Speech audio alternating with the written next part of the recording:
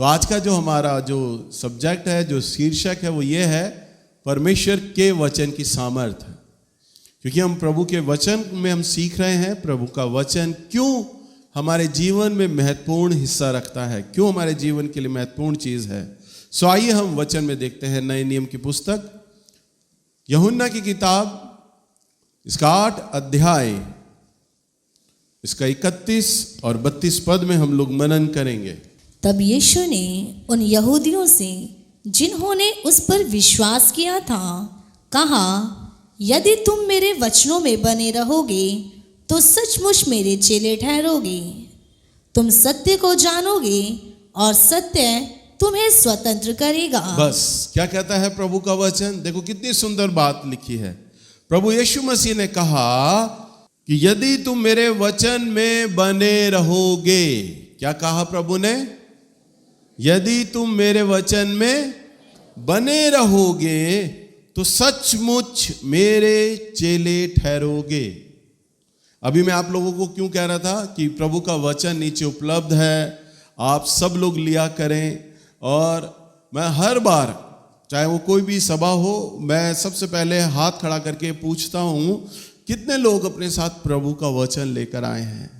उसका जो पूछने का जो रहस्य है, पूछने का जो मतलब है, वो ये है जो हम सीख रहे हैं प्रभु के वचन में। प्रभु ने कहा यदि तुम मेरे चेले वचन में बने रहोगे, यदि तुम मेरे वचन में बने रहोगे तो सचमुच मेरे चेले ठहरोगे। हालेलुया। आज इस संसार के अंदर बहुत से, मुझे कहते हुए अच्छा नहीं लगता, मैं किसी की भावनाओं को, श्रद्धाओं को ठेस नहीं देता। आज से बहुत सारे लोग गुरुजी अपने आप को कहलवाते हैं, गुरुजी गुरुजी, बाबा जी, स्वामी जी, हैं, पता नहीं क्या क्या शब्द उन्होंने रखे हुए हैं। प्रभु यीशु मसीह के पास एक बार एक व्यक्ति आता है और वो कहता है हे रब्बी। रब्बी का अर्थ था यहूदी शब्द में गुरु। और प्रभु को कहता है, प्रभु यीशु मसीह को आकर हे रब्बी। तो प्रभु से टोकते हैं, तू मुझे उत्तम क्यों कहता है? जबकि प्रभु यीशु मसीह वास्तव में उत्तम थे, वास्तव में वो परमेश्वर थे। फिर भी प्रभु यीशु मसीह कहते हैं तू मुझे उत्तम क्यों कहता है? उत्तम तो केवल एक है, अर्थात परमेश्वर। और वो इसलिए उसको ये बात कहते हैं ताकि मैं भले ही परमेश्वर हूं, मैं भले ही देही रूप में तुम्हारे बीच में आकर मैंने डेरा किया है, मैं बीच में हूं, परंतु सारा आदर, सारा गौरव, सारी महिमा जिसको देनी है ना, वो परमेश्वर को देनी है, किसी मनुष्य को नहीं देनी, किसी मनुष्य को नहीं देनी। मैंने भी जब अपनी सेवा को शुरू किया ना, तो जब मैं जाया करता था कई जगहों पे, तो कई लोग मुझे बाबा जी बोलते थे, स्वामी जी बोलते थे। तब मैंने उनको टोकना शुरू किया, मैं कोई बाबा नहीं हूं, कोई स्वामी नहीं हूं, मैं तुम्हारा भाई हूं। मैं तुम्हारा क्या हूं? भाई हूं। और इसलिए आप मुझे भैया बोलें, भाई मैं तुम्हारा भाई हूं, तुम तो मुझे भैया बोला करो। तो जितने भी हमारे चर्च में अब आते हैं ना, वो सब भैया जी भैया जी भैया बोलते हैं।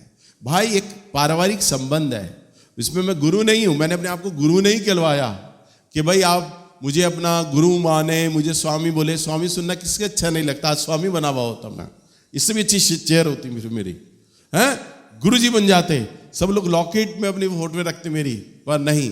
प्रभु ने कहा तुम मेरे चेले ठहरोगे। मुझे चेला बनाना है तो किसका? अपना नहीं, परमेश्वर का, प्रभु यीशु मसीह का। तो आप किसके चेले हैं? बोलो किसके चेले हैं? प्रभु यीशु मसीह के, परमेश्वर के चेले हैं। आप किसी मनुष्य के चेले नहीं हैं। भाई मैं भी आप लोगों की तरह दुख सुख भोगी मनुष्य हूं, और ये हुआ बस प्रभु ने मुझ पर कई साल अनुग्रह किया, मुझे चुना, मुझे वचन सिखाया और कहा अब तेरा काम है तू वचनों को सिखा। ऐसे ही प्रभु आप पर अनुग्रह करता है और परमेश्वर आपको चुनता है। कई लोगों को बड़ी जल्दी जल्दी पकड़ लेता है प्रभु, कई लोगों को वचन सिखाएगा। तो मैं भी तो आप ही की तरह नीचे बैठा करता था, बस यहां लाकर खड़ा किसने किया? परमेश्वर थे। बस आप भी जब प्रभु को अपने जीवन में उसे आदर देंगे, प्यार देंगे, तो वह भी आपको यहां पर लाकर खड़ा कर देगा। हालेलुया। तो हम क्या है? हम कोई गुरु थोड़ी ना है, हम तो आपस में बहन भाई हैं। हालेलुया। मगर गुरु को कौन है? परमेश्वर। और आप चेले किसके हो? परमेश्वर के। किसी मनुष्य के नहीं हो। हालेलुया। तो यहां पर प्रभु क्या कहता है, तुम सचमुच मेरे चेले ठहरोगे। कब ठहरोगे? जब तुम मेरे वचन में बने रहोगे। जब तुम मेरे वचन में, अब देखिए मैं कोई बढ़ाई नहीं कर रहा, परंतु मैं आपको एक सिखाने का प्रयास कर रहा हूं। मैं इतने साल जो मैं सेवा कर रहा हूं ना प्रभु की, मैं इसलिए उसकी सेवा ईमानदारी से करने का प्रयास करता हूं कि कोई भी परमेश्वर का धन्यवाद, महिमा, उसका ऑनर मुझे ना मिले, क्योंकि मेरा परमेश्वर डिजर्व करता है इस चीज के, योग्य परमेश्वर है कि उसको ये आदर मिलना चाहिए, उसे वो प्यार मिलना चाहिए। हालेलुया। तो मैं कोई अपने आप को बाबा गुरु नहीं कहलवाना चाहता। मैं चाहता हूं जितने लोग आए वो चिन्ह और चमत्कार को ना देखें, उसकी आशीषों को ना देखें। अगर मैं लोगों को सिर्फ आशीष आशीष सिखाऊंगा तो मैं उन्हें अंधेरे में रखूंगा, क्योंकि बाद में उनके जीवन में कभी ना कभी तो दुख आएगा। इसका मतलब ये नहीं है कि जब आप यहां पर प्रभु के पास आते हैं तो आप एक अलौकिक व्यक्ति हो जाते हैं, आप पे कभी दुख ही नहीं आएगा, आप पे कभी समस्या नहीं आएगी, आप पे कभी परीक्षा नहीं आएगी, आप पर कभी बीमारी नहीं आएगी, आप अलौकिक हो जाएंगे, स्वर्गीय आदमी हो जाएंगे। अरे पृथ्वी के हो आप, आपको दुख लगेगा, भावनाएं आपकी चोट लगेगी, आपकी परीक्षाएं होंगी, परमेश्वर खुद परखेगा आपको समय समय पर, समस्याओं में प्रभु परख लेगा आपको, प्रतिदिन प्रभु आपको परख लेगा। समस्याएं आएंगी, दुख आएंगी। प्रभु में आने के बाद मतलब ये नहीं होता कि दुख ही कभी ना आए। अगर मैं कोई प्रचारक कभी आपको यूट्यूब पे ये प्रचार करे ना कि प्रभु में आने के बाद दुख नहीं आएगा, तो इसका गलत प्रचार कर रहा है। प्रभु में आने के बाद तो सबसे ज्यादा दुख आता है, क्योंकि शैतान का नजर आप पे पूरा टारगेट पे आ जाते हो। हालेलुया। कि ये व्यक्ति परमेश्वर के पास जा रहा है और वो अपनी पूरी सेना को तैनात कर देता है आप पर दुख डालने के लिए, समस्याओं को डालने के लिए, बीमारियों को डालने के लिए। कल मेरे चर्च की एक लड़की मेरे पास बैठी हुई थी मेरे घर पर, और उससे मेरी बात हो रही है, और वो कहती कि भैया आपकी जो गवाहियां, इतनी अच्छी गवाहियां हैं, जब हम उसे सुनते हैं, परंतु आपकी गवाहियां है ना, कई बार लोग ये सोचते होंगे भैया है ना कहानियां सुना रहे हैं, हमें झूठ बोल रहे हैं। क्योंकि आज हम आपका है ना आज देख रहे हैं, हमने आपका बीता हुआ कल नहीं देखा किसी ने भी चर्च में। हम सब आपका आज देखते हैं, और आप अपना बीता हुआ जब कल बताते हो ना तो लोगों को झूठ लगता होगा, कहानी लगती होगी। तब मैंने उसे कहा, मैंने कहा बेटा सच में तू जो कह रही है ना झूठ लगता होगा, कहानी लगती होगी, क्योंकि कोई भी आदमी जब इतना दुख आए, इतनी समस्या आए ना, कोई भी आदमी उसे छोड़ देगा प्रभु को, और प्रभु की सेवा नहीं करेगा, प्रभु के पास नहीं आएगा। पर मैं बड़ाई नहीं कर रहा, मैं प्रभु के पास आया, मैं प्रभु में बना रहा, और प्रभु का वचन कहता है यदि तुम मेरे वचन में बने रहोगे, मेरे वचन में, दुख आएगा आपके ऊपर, समस्या आएगी, रोग आएगा। एक बार मेरा भाई, छोटा वाला भाई मेरा बीमार हो गया, और उसे खांसी बहुत उठती थी और उसको सांस लेने में दिक्कत होती थी। तब उसने डॉक्टर के पास गया, डॉक्टर ने उसका चेस्ट एक्सरे कराया, तमाम चीज़ें की, और डॉक्टर ने बोला आपको है ना दमा हो गया, अस्थमा हो गया है, और उसको दवाइयाँ लिख दी और पंप बता दिया। मेरे भाई को यकीन ही नहीं हुआ, मुझे दमा हो गया, हो ही नहीं सकता।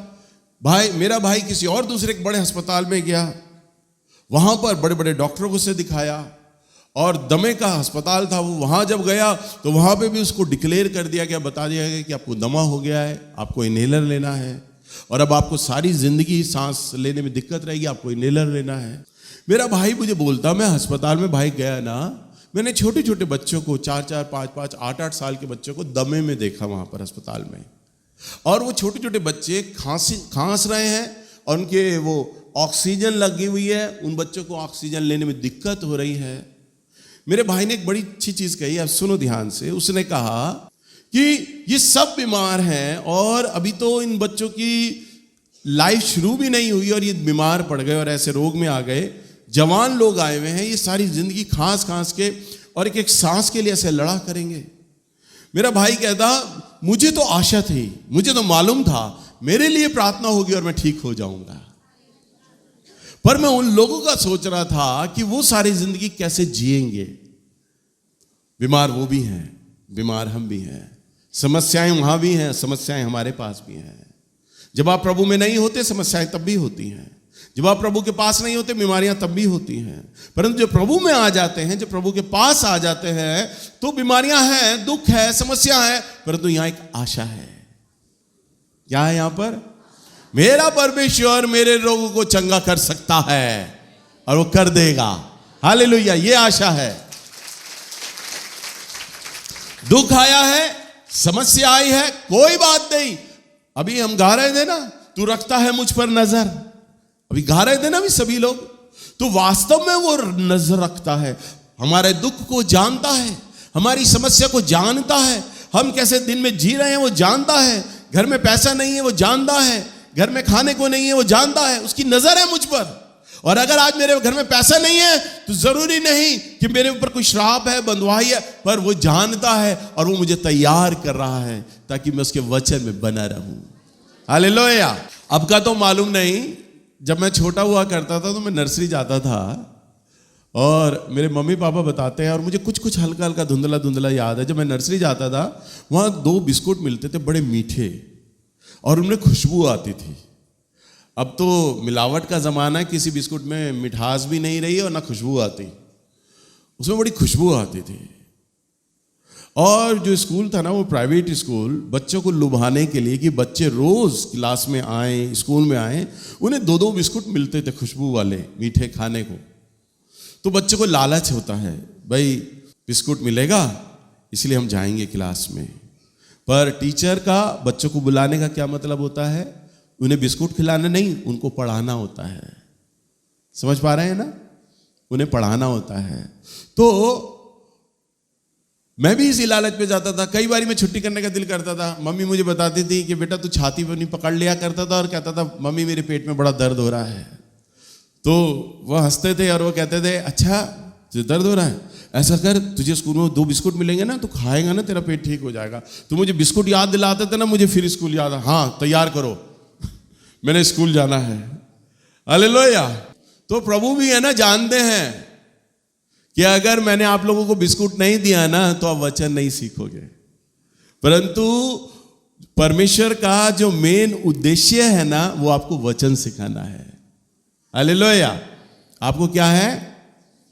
वो जानता है मैं आज तेरे दुख को दूर कर दूंगा, आज अभी कर दूं, पर नहीं बेटा मैंने तेरा दुख दूर किया ना, तूने यहां आना बंद कर देना है मैं तुझे चंगा अभी कर दूं, मेरे लिए बीमारी कोई बड़ी बात नहीं है, मैं अभी ठीक कर दूं तुझे, पर मैं जानता हूं मैं तुझे अभी चंगा कर दूंगा ना तो तूने नहीं आना है। और मैंने परमेश्वर का ये नेचर देखा है इन 28 सालों में, आपको सिखा रहा हूं, सुनो सीखो। जिन लोगों को प्रभु बहुत जल्दी ठीक कर देते हैं, जिन लोगों को परमेश्वर बहुत आशीष दे देते हैं बड़ी जल्दी, मेरे चर्च में कई लोग आए एक ही हफ्ते में। एक बारी तो मैं चंगाई सभा ले रहा, सुनो ध्यान से, आजादपुर से एक पंजाबी परिवार आया और वो आदमी लंगड़ा था, उसको लकवा था। मेरे चर्च में बहुत साल पहले चंगाई सभा रखी थी और वो एक व्हील उस पे आया, वॉकर पे, जो लोहे का होता है ना, उसे ले लेके चलते हैं। उसके परिवार वालों ने बड़ी मुश्किल चढ़ाया, कंधे पे लेके, वॉकर पे लेके, और वॉकर पे लेके यहाँ बैठा। और जब मैं प्रार्थना कर रहा हूं तो उसका वॉकर छूट गया, वो लंगड़ापन उसका दूर हो गया, वो खड़ा हो गया और बड़ा खुश, मुझे प्रभु ने चंगा किया, मुझे प्रभु ने चंगा किया। और दौड़ के दिखा रहा, चल के दिखा रहा, पैरों को झटक के दिखा रहा, वॉकर को जी जोश में यहां लाके पटक दिया, अब मुझे वॉकर की कोई जरूरत नहीं। सीढ़ी पे भागा, चला फिरा यहां पर और कहता मैं हर हफ्ते यहां आऊंगा, प्रभु सच्चा है, जीवित है, पता नहीं क्या क्या बोला। मैं भी बड़ा खुश, आज चंगाई में, आज चंगाई सभा में लंगड़ा आदमी चल रहा है, वॉकर उतर गया, मैं बड़ा देखकर खुश। ये आदमी तो अब आएगा प्रभु में, इसका परिवार आएगा। अरे इसका तो मेरे मन में आया, इसके तो गली के लोग भी देखते होंगे कि वॉकर पे चलता है और ये जरूर आएंगे, वो लोग भी आएंगे प्रभु के पास। जो लोगों को पता था, इसके रिश्तेदारों को पता था कि ये लंगड़ा था, वो लोग आएंगे, अरे तू कहाँ चंगा हुआ, हमें वो जगह बता, वो लोग भी आएंगे। मैं मनी मन में बड़ा खुश, इतनी अद्भुत प्रभु ने चंगाई की, अब वो जरूर आएंगे। पर वो आया ही नहीं कभी, वो उस हफ्ते आके रह गया। प्रभु ने 10 कोड़ियों को चंगा किया, 9 घर चले गए, एक ही आया गवाही देने के लिए, वही प्रभु में बना रहा। हालेलुया। कई लोगों को प्रभु जानते हैं, मैंने इस हफ्ते अगर काम नहीं किया ना, इसके जीवन में ये दोबारा नहीं आएगा, वो जानता है आपको। आपके उठने बैठने को, आपके विचारों को वो जानता है। मैंने अगर इस हफ्ते से चंगा नहीं किया ना, इसने कभी नहीं आना। मैंने अगर इसके जीवन में चमत्कार नहीं किया, इसे आशीष नहीं दिया, तो ये कभी नहीं आएगा। मालूम है प्रभु क्यों करता है उनके जीवन में? वो इसलिए करता है, चमत्कार, चंगाई फटाफट देकर, आशीष देकर इसलिए करता है। ये आएगा तो नहीं मुझे मालूम है, परंतु ये अपने जीवन में एक नाम को हमेशा याद रखेगा। एक है यीशु नाम। यीशु नाम एक है कि मुझे डॉक्टर ठीक नहीं कर पाए, वैद्य ठीक नहीं कर पाया, परंतु जब मैं गली नंबर 12 में झड़ोदा में चर्च में गया, मेरे लिए प्रार्थना हुआ था और तब प्रभु यीशु मसीह ने मुझे चंगा किया था। वो नाम जिंदगी भर भूलेगा नहीं, इसलिए मेरा प्रभु ठीक करता है। पर जिन लोगों को चंगा करने में वो थोड़ा रोक कर करता है, यानी कि इसका मतलब उन्हें बिस्कुट खिला रहा है। हालेलुया। जिन लोगों के जीवन में समस्याएं हैं, इसका मतलब है वो बिस्कुट खिला रहा है उन्हें। अभी ठीक कर दे, पर बिस्कुट खिला रहा है। वो आपको पढ़ाना चाहता है, क्योंकि उसने आपके अंदर एक लंबी रेस का घोड़ा देखा है। हालेलुया। ये बहन, ये मेरी बेटी, ये मेरा बेटा लंबी रेस चलेंगे। मुझे इन लोगों के जीवन से आशा है। ये मेरे नाम को जानेंगे, मेरी महिमा करेंगे। ये मेरे नाम को जानेंगे, मेरी सेवा करेंगे। वो जानता है आपके अंदर। इसलिए मेरा प्रभु ये चाहता है, तुम आओ और सीखो मेरे बारे में। हालेलुया। चंगा करना उसका यूं करके कर देता है वो तो। हालेलुया। पर मैं आपको अंधेरे में नहीं रखना चाहता, मैं इसलिए आपको सिखा रहा हूं। तभी मेरे जीवन से हजारों चंगाइयां मेरे प्रभु ने करी हैं, इतने अद्भुत अद्भुत काम कर दिए। अगर मैं आपको बताऊं ना, तो वो भी आपको चुटकुले लगेंगे। हालेलुया। मेरे पास एक लड़की आई जिसको गर्भ ही नहीं था, बच्चेदानी नहीं थी, जन्म से बच्चेदानी पैदा नहीं हुई, उसे माहवारी नहीं होता था। 22 साल की हो गई। उसके परिवार के लोग आए, मैंने एक ही प्रार्थना करी। जब एम्स में गई, अल्ट्रासाउंड हुआ, डॉक्टरों ने बताया तुम्हारे अंदर बच्चा नहीं, बच्चेदानी पैदा हो रही है। हर महीने उसका अल्ट्रासाउंड होता था, अल्ट्रासाउंड की रिपोर्ट में लिखा जाता था अब बच्चेदानी का साइज ये हो गया है, बच्चेदानी का ये साइज हो गया। और जब बच्चेदानी उसकी नॉर्मल हुई ना, 22 साल बाद लड़की को पहली बार माहवारी हुई। फिर उसकी शादी हुई और आज उसके बच्चे हैं, पर आज वो लड़की यहां नहीं है। मेरे चर्च में एक लड़का आया, उसकी 3 उंगलियां कट गई थी आरे पे। मैंने प्रार्थना किया, उसे तेल पढ़ कर दिया, तेल पर प्रार्थना करके दिया। उसने जब वो गांव गया ना, उसने मुझे बताया, और जब देखा मैंने उसकी उंगलियों को नॉर्मल देखा, उसकी उंगलियों को पूरी तरह। मैंने उससे पूछा तेरी उंगलियां आई कैसे? उसने कहा भैया रोज मेरी उंगलियां उगती थीं, जैसे पौधा उगता है ना वैसे उंगलियां उगी, पर आज वो भी नहीं है यहां। इसलिए तो चंगाई की प्रार्थना करने का मेरा मन ही नहीं करता, ईमानदारी से बता रहा हूं। सिर्फ प्रार्थना करता हूं, प्रार्थना करके नीचे चला जाता हूं। मैं जानता हूं प्रभु जी मैंने अपना काम कर दिया है, वचन है, वचन मैंने सिखा दिया है। प्रभु ये लोग चंगे भी हो जाएंगे तो भी तेरे पास नहीं आएंगे, और जिसने आना है वो ऐसे ही आ जाएगा तेरा वचन सुन के। हालेलुया।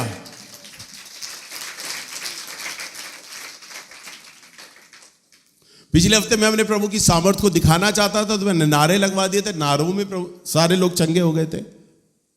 अभी मैं आपको कुछ भी कहूं, मेरा परमेश्वर सुनेगा। मैं आपको बोलूंगा आप एक कदम चल के आ जाओ, मेरे प्रभु सब ठीक कर देगा, अभी चंगे हो जाओगे तुम।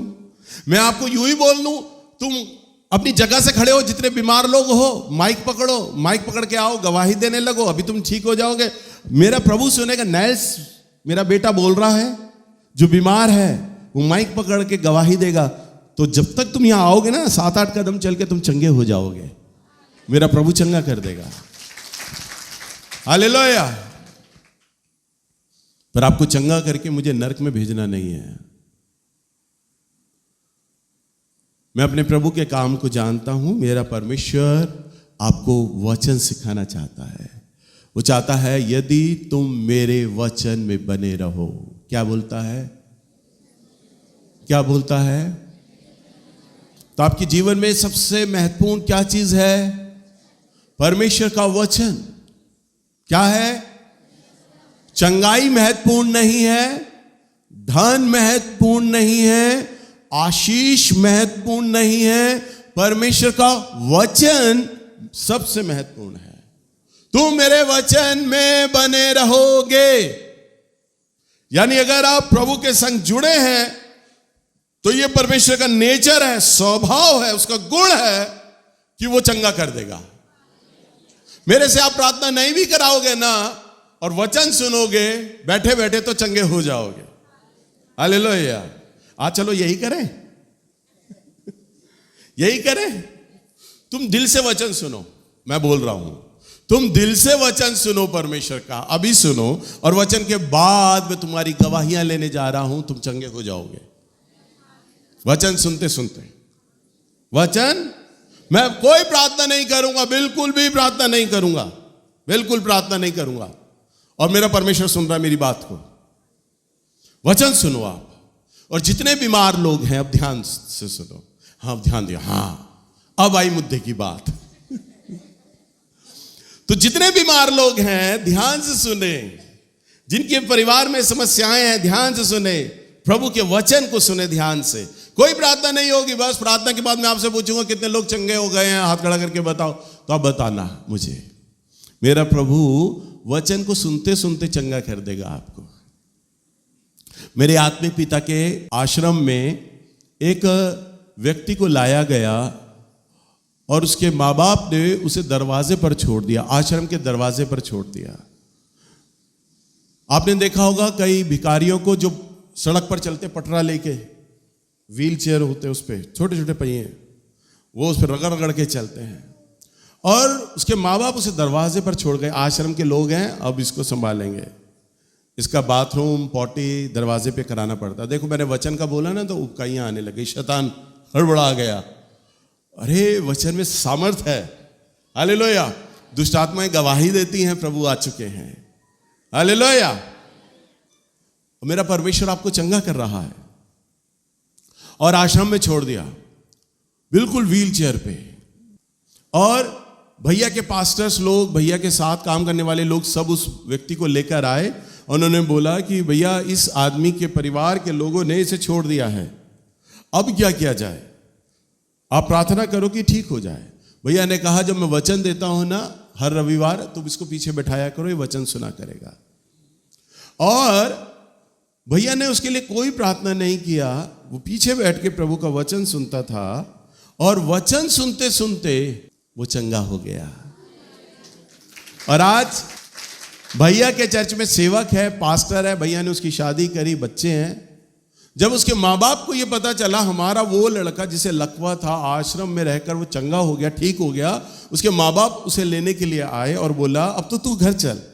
उसने कहा तुमने तो मुझे मरा हुआ समझ लिया था, मैं तो तुम्हारे किसी काम का नहीं था, परंतु ये जीवन तो मुझे मेरे प्रभु ने दिया है, अब ये सारा जीवन मैं अपने प्रभु के लिए खर्च करूंगा। हालेलुया। तो मेरा परमेश्वर तो वो है। अभी बैठे बैठे आप जितने अंदर बाहर जितने लोग हैं और जितने लोगों के कानों में मेरे प्रभु का संदेश जा रहा है ना, प्रभु चंगा कर रहा है आप सबको। जैसे उस लकवे के पीड़ित रोगी को मेरे परमेश्वर ने चंगा किया ना, वैसे ही उसकी सामर्थ परमेश्वर के वचन के द्वारा आपके कानों में जब प्रभु का वचन पड़ रहा है ना, तो आप चंगे हो रहे हो। अभी मैं गवाहियां करा दूंगा आपकी, मेरा प्रभु काम कर रहा है आपके भीतर इस वचनों के द्वारा। इसलिए कभी ये मत सोचो कि भैया प्रार्थना करेंगे तभी परमेश्वर चंगा करेगा। मैं आपको यही दिखाना चाहता हूं। जब हम नीचे जाएंगे, स्पेशली भैया के पास बैठेंगे, सर पर हाथ रखाएंगे, तभी हम चंगे होंगे। नहीं, अरे सामर्थ अगर है ना तो नर्स में नहीं, सामर्थ है तो मेरे परमेश्वर के वचन में है। जो इस समय आप सुन रहे हो उसमें सामर्थ है। इसलिए ये समय मत गवाओ। ये मत सोचो कि हम भैया से अलग मिलेंगे, भैया से प्रार्थना कराएंगे। अरे मौका यही है, यही है मौका आपके चंगे होने का। मौका यही है आपकी समस्याओं को जाने का। इसलिए जब आप प्रभु के वचन को सुनते हो, प्रभु कहता है तुम मुझ में बने रहोगे तो तुम मेरे चेले ठहरोगे। अरे मेरे प्रभु का गुण है, जो प्रभु के पास आता है, मेरा प्रभु इतना तरस से भरा हुआ परमेश्वर है कि वो अपने आप चंगा कर देता, बिना कहे। बिना कहे आपकी समस्याओं को दूर कर देता है, बिना कहे निर्धन को धनी बना देता है। हालेलुया। बिना कहे वो आपके कर्जों को दूर कर देगा। मेरे प्रभु का गुण है वो। आप सूरज के सामने आओगे तो सूरज के सामने आने के बाद आपको ठंड नहीं लगेगी, गर्मी लगेगी, पसीना आएगा, आपका शरीर जलेगा। क्योंकि सूरज का गुण है गर्मी देना और मेरे परमेश्वर का गुण है आशीष देना। तो जब आप परमेश्वर के पास आएंगे तो वो अपने आप आशीष देगा। बस आपको क्या करना है? प्रभु के निकट आ जाना है, प्रभु के समीप आ जाना है। जब प्रभु के पास आ जाओगे, मैं मान ही नहीं सकता कि आप रोगी रहो, क्योंकि वो चंगा करने वाला ईश्वर है। मैं मान ही नहीं सकता कि आप गरीब रहो, कुछ हफ्ते, महीने, कुछ साल आप गरीब रह सकते हो, परंतु मैं ये मान ही नहीं सकता कि आप प्रभु में हो और आप गरीब हो। मैं मान ही नहीं सकता, क्योंकि बाइबल के हर एक कैरेक्टर को मेरे परमेश्वर ने धनी बना दिया, राजा बना दिया। हालेलुया। तो प्रभु का वचन क्या कहता है? तुम मेरे चेले मेरे वचन में बने रहोगे तो सचमुच मेरे चेले ठहरोगे और तुम सत्य को जानोगे। क्या लिखा है? तुम सत्य को जानोगे और सत्य तुम्हें स्वतंत्र करेगा। क्या लिखा है? तुम सत्य को जानोगे। आपको क्या जानना है? आपको प्रभु का वचन क्यों सुनना है? सत्य को जानने के लिए।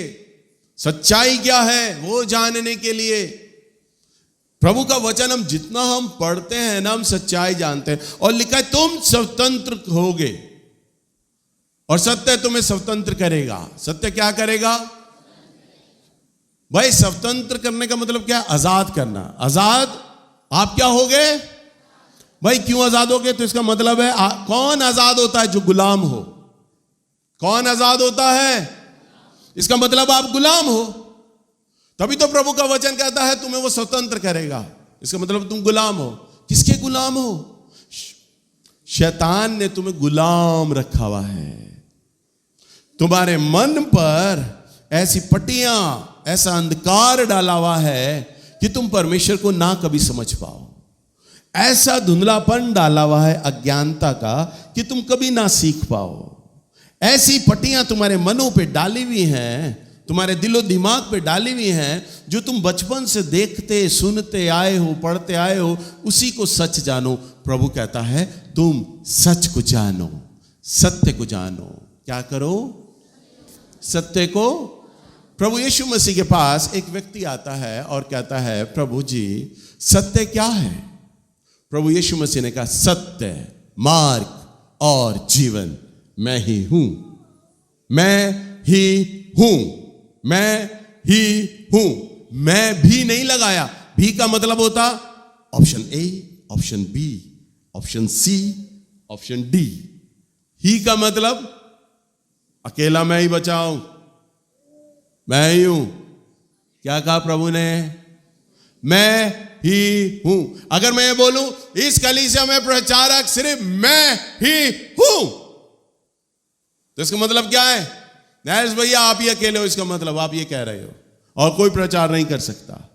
अगर मैं बोलता हूं मैं भी हूं, तो क्या मतलब है? और भी प्रचारक हैं। परंतु प्रभु यीशु मसीह क्या कहते हैं? मार्ग, सत्य और जीवन मैं ही हूं। और आगे प्रभु पूरी गारंटी दे देते हैं, बिना मेरे द्वारा पिता तक कोई नहीं जा सकता। गारंटी। और इस गारंटी में प्रभु चेतावनी भी देते हैं, बिना मेरे द्वारा मेरे बच्चों पिता तक कोई नहीं जा सकता। अगर पिता को जानना है तुम्हें सत्य को जानना पड़ेगा, यीशु मसीह को जानना पड़ेगा। यीशु मसीह क्या है? मार्ग क्या है? ये जानना पड़ेगा। जीवन क्या है? ये जानना पड़ेगा। और ये जानोगे कब? जब खुद पढ़ोगे आप इसको। तुम्हारे हाथों में प्रभु का वचन है, तुम सब रोटी खाते हो, तुम्हारे पास सबके पास बुद्धि है, दिमाग है। परमेश्वर पक्षपात रहित परमेश्वर है। जो फेवर मुझ पर करता है वो आपके ऊपर भी करता है। आप प्रभु से बुद्धि मांगिए, प्रभु मैं आपका वचन पढ़ रहा हूं, पढ़ रही हूं, मुझे बुद्धि दे। आप खुद सत्य को खोजो। हालेलुया। यूट्यूब पर मेरे बहुत सारे संदेश हैं अलग अलग चीज को लेकर। धन के विषय में है, परमेश्वर और हमारा धन, यह है विषय। आप जब उस विषय को सुनते हैं, पढ़ते हैं, बाइबल में खोजते हैं प्रभु धन के विषय में क्या क्या बोलते हैं, जब जैसे जैसे आप उसे पढ़ोगे ना, तो आप अपनी गरीबी से आजाद होने लग जाओगे। हालेलुया। क्या होने लग जाओगे? क्योंकि प्रभु का वचन आपको आजाद कर देगा। प्रभु का वचन अभी मैंने क्या बोला, आप रोगी हो, बीमार लोग हो, प्रभु का वचन सुनो, आप अपने रोग से आजाद हो जाओगे, बोला ना मैंने। तो आप जितने लोग वचनों को ध्यान से सुन रहे हैं ना, जो बीमार लोग हैं वो चंगे होते जा रहे हैं, चंगे होते जा रहे हैं। हालेलुया। जो लोग लूसीफर के वचन को सुन रहे हैं, शैतान के वचन को, तो वो उस चुंगल से, शैतान के उस चुंगल से आजाद हो रहे हैं। YouTube पे जितने आप संदेश को सुनिए, इसलिए मैं हमेशा श्रृंखलाबद्ध वचन सुना रहा हूं लगातार, ताकि मेरे चर्च में आने वाले लोगों को एक एक विषय की जानकारी भरपूरी से मिल सके। कभी ये नहीं, कभी तो मैं आऊं तरस के ऊपर, कभी क्षमा के ऊपर, कभी दान के ऊपर, कभी किसी चीज के ऊपर, नहीं, उससे लोग नहीं सीख पाएंगे। प्रभु का वचन इतना अथाह और इतना गहरा है, अगर हम एक विषय को पकड़े ना तो कई महीनों निकल जाते हैं। इसलिए हमें उस विषय को जानना है, सीखना है कि क्या कहता है प्रभु का वचन। और जब आप उसे सुनते हो तो वचन आपको आजाद करता है। हालेलुया। क्या करता है वचन?